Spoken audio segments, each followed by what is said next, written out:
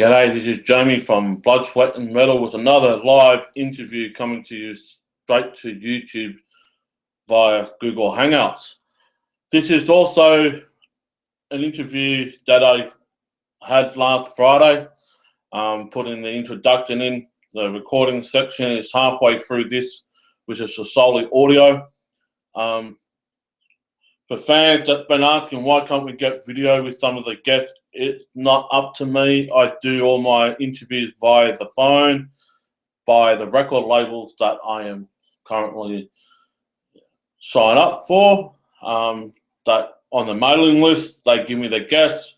I do the interview, I put it together, and then I do a bit of an introduction like this on Google Hangouts, and it goes straight to audio halfway through, so you get the interview after the video shoot that I do to introduce the band. Today we have Epica. That's right, Epica, a great band from Europe. They're coming to Australia in March. They're doing the East Coast, and I cannot wait to hear and see them. It's just a bit of coincidence. Every time when Nightwish come to Australia, about 2 to 3 months after Nightwish has toured Australia and gone overseas to continue on with their tour, Epica comes to Australia. They did it on the 2013 tour, and they did it again this time around as well, and it's just a bit of coincidence. And I spoke to the lead vocalist of Epica, Simone. A bit of a laugh when I said my final greetings to Simone. I called her Simon. Well, lo and behold, her last name is Simon, so you'll get a bit of a kick about. This is a very unique interview. We talk more about the structure of the music business more than the band itself. We talk about how we can go and break the digital world, because everything's in the digital world now. If you want to listen to a single, people go to Spotify. If you want to listen to a video clip, you can go to YouTube. Back in the old days, we had TV shows that if you want to see a video clip, like on MTV, it'd be on MTV. If you want to see a live studio performance, you can watch like the Dick Clark or Countdown or Much Music or whatever. You know, even some of these shows over in England or the UK, Top of the Pops, you know, some of those type of shows. But now we're in a digital world, and everything is basically on your computer or on your iPhone, smartphone. It's a digital world now. So I asked Simone, how do we go back, or how do we break the digital world? And she basically said that we don't think we can go back anymore. We can't go back. Everything's got to go forward from here on in. And it is a bit of a bummer as well with the digital world. It's, you know, you don't really have to be signed to any record label. You can do a video clip for YouTube and boom, you get exposed that way. So that's the way the digital world is. I also mentioned that in some places, especially here in Australia, there's age restrictions for some of the concerts that are around, and some of the younger audience can't get to these gigs due to the age restriction, and therefore by the time these people do get to that legal age to go to the venue, the band that they like either one on a hiatus or two, they're taking a break or not around anymore. And that is a bit of a downside. Simone loves seeing kids at Epica's concerts, and like 5-year-olds and up, seeing their parents bringing their next generation along and just enjoying the night out with their families in front of Epica. And so we talk a bit about that as well, and many other things as well. If you haven't got your ticket for Epica, please get them. You only got a couple of weeks to go. They are coming. They're going to take it by storm, and my God, if you hear what we were saying in this interview, if you think that this is the last of Epica, you got another thing coming. That in the studio right now doing some work on an upcoming album that will be released late this year. So we had a bit of a talk about that on here as well. But most importantly, they just love coming to Australia. So why would this be the end of for a while for them to come? They're always constantly working, constantly getting ideas out and structuring the idea and putting it onto a digital format for us, the fans, can love. Please go to your local ticket outlet that are showcasing Epica. Buy your tickets. There are some meet and greet packages available. Also, go to their website and get up to date and up to speed on what the band is doing, because later this year there is a new album, full-length album, coming out later this year. So that's my introduction. I'm going to wrap it up. Please subscribe to our YouTube channels down below. Costs you nothing, just a click off a button or your mouse. Also, come and join us on Facebook, Podomatic, iTunes, Twitter. You can catch all of them and the news that I put up every single day and every week. We have got some awesome things happening. There'll be another full-length episode recorded by the end of the weekend. There is, a matter of fact, a new episode up on Podomatic, iTunes as we speak. Give it a listen. There's some killing new singles up on that episode, as well as my personal rant about a specific topic about talent shows and what have you. So listen to that, and also give us a share, like, whatever. Give us a comment. If you don't agree with it, I accept your comment as well. But most importantly, this is what I do. This is what I love. I'm not here for numbers. I'm not here to fame. I'm not here to get famous or have a look at me. Like I mentioned before, sometimes I don't even like looking at myself in the mirror when I wake up. But most importantly, this is what I love. This is what I do. And nothing's going to stop me from doing what I love to do. And those don't like it, oh well, nose get off my nose. But most importantly, this is a journey that's going to succeed in a lifetime. So yeah, stick around for that. Like I said, there's plenty more things coming for Blood, Sweat and Metal. So here's the interview with Simone I did last Friday. And most importantly, stay thirsty for metal. Catch you later. Hello, Jamie. Hello, Simone. How are you going? I'm great. How are you? I'm very well. Thanks for joining us, Simone, and this is an absolute awesome pleasure. I want to say thanks to the people behind the scenes at Soundwork Touring in Australia that bringing out Epica very, very shortly. And Simone, you guys must be looking forward to this new adventure coming back down to Australia. Yeah, we're happy that we could make it happen so fast after our first visit. Yeah, you guys came to Australia 3 years ago, back in 2013. I've got to say, I find it a bit funny. Every time when Nightwish come to Australia, about 2 or 3 months later, you guys come out. Is that a coincidence? I think so, yeah. Yeah. Not planned.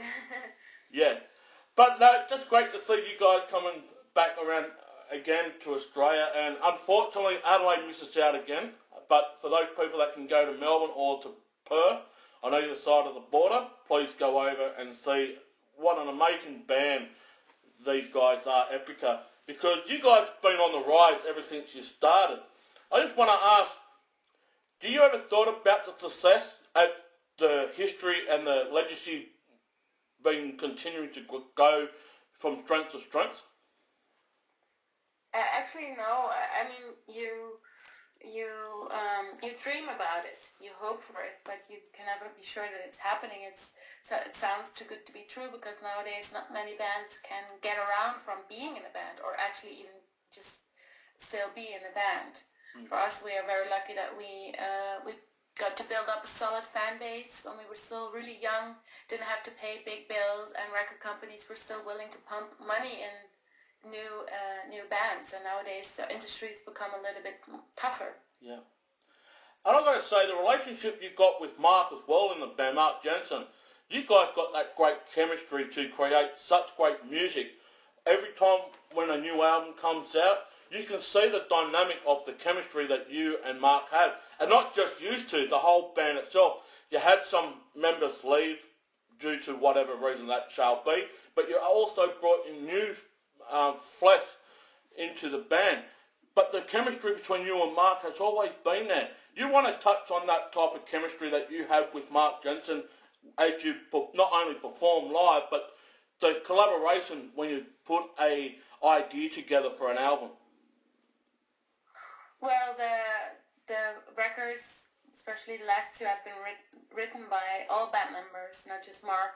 Mark used to be from the first records the main composer, but nowadays it's really the whole band that is working together to create the music, and we have a good team at the moment, and everybody feels super inspired and super motivated, and that's the energy that keeps us going and kind of probably has the chemistry on stage. We're all having a good time, and we totally, it's not a show that we put on. We're having a good time, and I guess people get somehow, how do you say, they feel that happiness, they feel the good vibe, and I guess it's not just a show. It's just, we goof around a bit. We have some moves that we do, like with each song, but we also just do whatever we want. We like to keep it fresh and especially funny. We are all just a bunch of monkeys. Yeah. And also, with all the collaborations, you've got other composers, you've got other producers that make the whole ingredient of an album such great flavour. But with all that work and gel well together, you're all firing on the same cylinders here. And you need that. I believe if you're starting a band, don't look at the fame side of things, don't look at success. Just look at the reason why you got into the band first time, and that's to make the great music that you can possibly ever enjoy to create. Well, I think success comes by an amount of things. First, you have to work hard. You have to have talent. You have to be in the right place at the right time. And we had all those successful ingredients, and we worked hard. It's not like we became successful overnight. It grew steadily, and I think that's also the most stable success you can achieve, by building up a solid fan base, and that it's growing not at a super rapid pace. We took 13 years to get where we are now, but we were, like I said before, one of the few bands that were at the right place at the right time, finding a record company that believed in us and was able to finance us recording CDs and tours. And we got, back in the day, in the Netherlands, they would still subsidize tours as well. If we would go over to America, we would have to fill in a whole lot of paperwork, but we would get money in order to finance the tour. And that's the thing that's not so, how do you say, you cannot, can't find the word. I have three languages in my head. Yeah. It's not how do you say, self-sacred? Yeah. Can. Nowadays it's a very rare thing to get financial support from the state and get a good record deal, because there's so many bands out there already, and with the downloading and everything, the value of music has decreased and the amount of bands has increased, which makes it tougher to actually earn money and make a living by being in a band. And it's a shame, because I think like that a lot of talent will go to waste. It does. And over the last course of the last week, I've been seriously thinking about this next question as well. It's because here in Australia we don't have many live TV music shows anymore. I think it comes down to the digital world now, where if you want to see a new release video clip, people go to YouTube. If you want to listen to a single from a new release, you go to iTunes or go to Spotify. But I've been thinking, how can we break the digital world now to get the excitement back to where it was? Things have changed dramatically, I get that.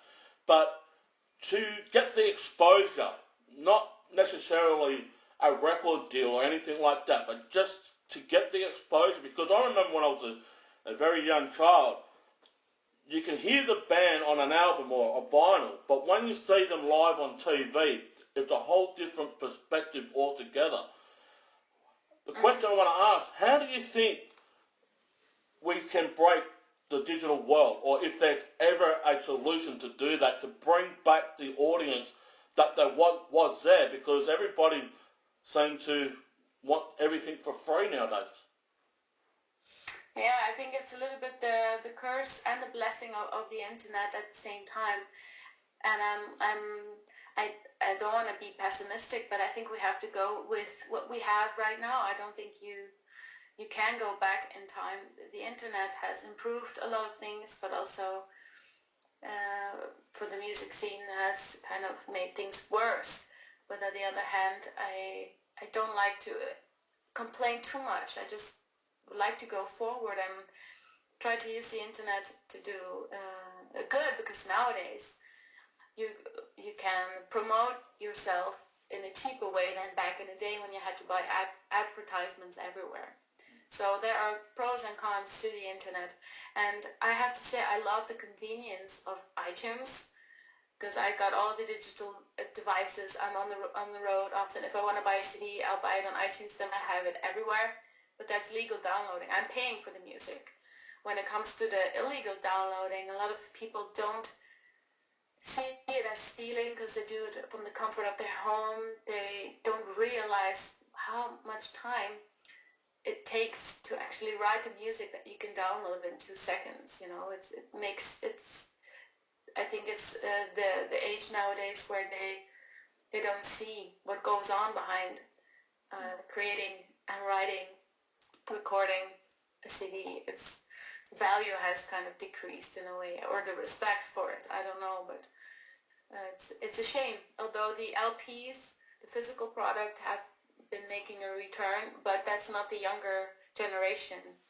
The younger generation wants everything digital, and it's a shame. But I think that's just how things develop. It's the same with videos. You know, back in the day, you had the video, the tapes. Then there were the DVDs. Now you have Netflix. Nobody buys DVDs anymore. And I used to pay 20 euros for one movie, and now you pay 8 euros a month in order to stream movies. It's all, everybody has become so used to the convenience of how the media is being displayed, and all the different forms of art. It's just the development of, it's a modern age. So we have to go with it. But whenever I get the chance, I do like to explain that illegal downloading is really, it is really stealing. You know, it's you have to compare it to when you're actually walking into a CD shop and putting a CD in your pocket. But people don't. It doesn't get through their skulls that it's actual stealing. But it's difficult. It is, and it just amazes me that the younger generation has missed out on so much great music over the years. I mean, some of the bands don't last long enough for the younger generation to go and see. And if those bands are still around, well, that will give them the flavour that they've been looking for. Because I see it nowadays that there's a lot of restrictions with some of the venues, with some places here in Australia, that you've got to be over 18 to see a band. And some of these younger generations are missing out on such great music that have been produced. And by the time they get to the legal age, that band is either one on a hiatus or two no longer exists. Yeah, the age limit should be lowered, I find, because the festivals as well, you see younger children running around. I do not really agree with taking babies to shows, which I've seen in the past, and as a mother myself, that kind of makes me angry. But yeah, music shouldn't have an age limit, I think, unless it's like really brutal gore metal, you know, where they're throwing around blood in the audience. Then it's a different thing. But I don't think that Epica is like rated R, or it should have an age limit, because we played on mainstream festivals where younger kids were running around and everything is is fine. It's not dangerous to listen to music. I say it's probably has to do also with the alcohol. I don't know what the age is in Australia with alcohol consumerism. Yeah. Consumerism. Yeah. I just got. Yeah, no age limit when it comes to my if I had a say in it. Yeah. We've got a couple of questions before we wrap it up due to the time that we've been given. Can you give us an update on what's been happening? I believe you went into the studio in early December. You got about 30, 40 songs, or probably more. But what's the update? Have you guys been doing some work recently on an upcoming release, or what can we expect? Yeah, we have been writing and already recording the new Epica record, which will be our 7th studio record. At the moment, we're making great progress. We had indeed about 25 songs to choose from, and then we made a selection of 17 songs that we are actually recording. And Isaac, our guitarist, was in the studio yesterday finishing his solo parts for the guitars. And after the Australian tour, I will be going to the studio to record my vocals, and then that's when we start wrapping it up, mixing and mastering and releasing later this year already. Oh, we cannot wait for that. Also, fans, Epica is coming to Australia next month in March. Please grab your tickets. The tickets are selling well. I will want to pass that on to you, Simone. Tickets are selling well right across Australia where you guys are playing. And we cannot wait for you guys. But if there's one last thing you'd like to say to the fans, to the Australian audience, what would you like to say to them? Well, I'd like to thank them for the very warm welcome that we received the first time around, and that kind of made us hungry for more. So we're excited that in 1 month from now, or less than 1 month from now, we'll be setting foot down under and hoping to have a good time with all the awesome Aussies. Well, there you have it, fans. Thank you, Simon. Simone's not Simon. Simon's my friend. I've got Simon Simone. I've got to put an E at the end. Sorry. Please hit me. No Please hit me. Now, we'd like to see you in the next couple of weeks, Simone, when you hit Australia. I'm looking forward to coming over to Melbourne to see you guys, to perform on the greatest stage of them all over there in Melbourne, and hopefully get a chance to meet you in person and have a bit of a chat. Cool. Yeah, that would be lovely. Yeah, well, thank you, and hopefully you have a safe trip to Australia too. Thank you very much. I'll see you in a couple of weeks. All right. Thank you. Bye. Bye. Bye.